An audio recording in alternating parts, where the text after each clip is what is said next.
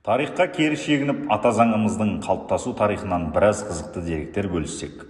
Қазақ хандығы тұсында ең алғашқы заңнамалық құжат Қасым ханның қасқа жолы.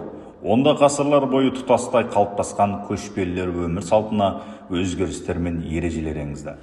Қасым ханның заңдарын негізге ала отырып толықтырулар енгізіп, Есім хан да Есім ханның ескі жолы атты заң жобасын жасады. Бұл заң қазақты тәртіп пен заң алдында тең ұстаған құжат болды. Қазақ халқының үшінші заңдық құжаты Тәуке ханның жеті жарғысы. Құжатта жер дауы, жесір дауы мен құн дауы, бала тәрбиесі, неке, қылмыс, ұлт қауіпсіздігі қамтылған. Бұл заңдар 20 ғасырға дейін қолданыста болды. 1885 жылы 73 баптан тұратын Абай ережесі деп аталатын заң жинағы шықты. Абай Құнанбаев 3-4 күнде жазып шыққан ережені болыс билер, ұлықтар мақұлдап, қолдарын қояды.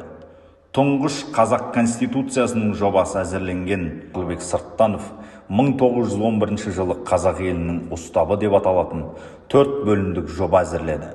Бірақ бір өкініштісі бұл конституция қабылданбай қалды. 1917 жылы Алаш партиясының бағдарламасына конституциялық міндеттемелер енді. Сол заңнамалық құжат газет беттерінде жарияланды. Құжат жаңа озық идеялар көрініс тауып, Еуропалық мемлекеттерінің заң кодекстеріне сәйкес келді. Совет үкіметі тұсында Қазақстанда 2 конституция қабылданды. Біріншісі 1937 жылы 20 наурызда қабылданды.